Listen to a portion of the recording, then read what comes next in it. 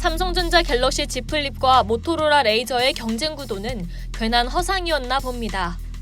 지난 14일 출시 이후 연일 호평을 받고 있는 갤럭시 Z 플립과 달리 세계 곳곳에서 모토로라 레이저의 혹평이 이어지고 있습니다.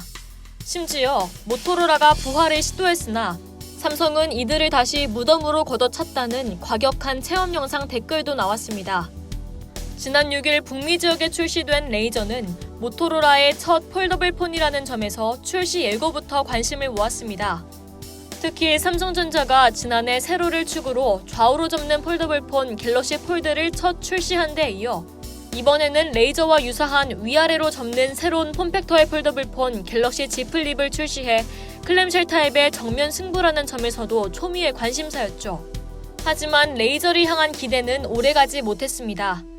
지난 13일 IT 매체 더 버지에 따르면 실제 레이저 이용자인 디터보는 비싸진 않은 편이라고 하면서도 그러나 그만한 값어치도 없다고 평가했습니다. 레이저는 약 177만 원으로 약 166만 원인 갤럭시 Z 플립보다 다소 가격대가 높지만 200만 원대 후반이던 삼성 갤럭시 폴드와 화웨이 메이트 X에 비하면 매우 저렴한 편입니다. 또 디터보는 플라스틱 스크린을 탑재해 접힌 부분이 매끄럽지 못하고 카메라는 별거 없는 수준이라고 비난했습니다. 디터보는 지난 12일 갤럭시 Z 플립과 레이저의 비교 영상도 올렸는데요.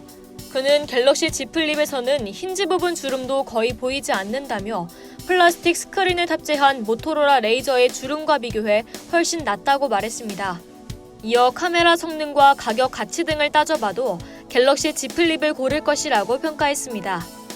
해외 시청자들은 해당 영상에 모토로라가 부활을 시도했으나 삼성은 이들을 다시 무덤으로 걷어찼다. 경쟁할 수준이라도 되려면 레이저는 절반에 팔아야 된다. 레이저의 명복을 빕니다 등의 댓글을 달았습니다. 또 다른 IT 매체 시넷에 따르면 내구성 역시 갤럭시 Z 플립이 레이저보다 한 수 위였습니다.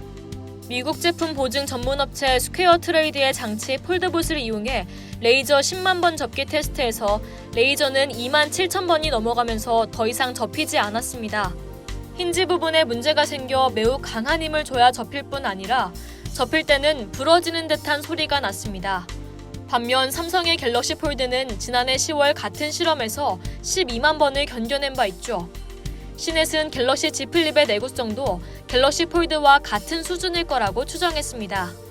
이처럼 레이저의 혹평이 이어지면서 자연스레 클램쉘 스타일 폴더블 폰 시장의 선두가 갤럭시 Z 플립으로 점쳐지고 있는 상황입니다.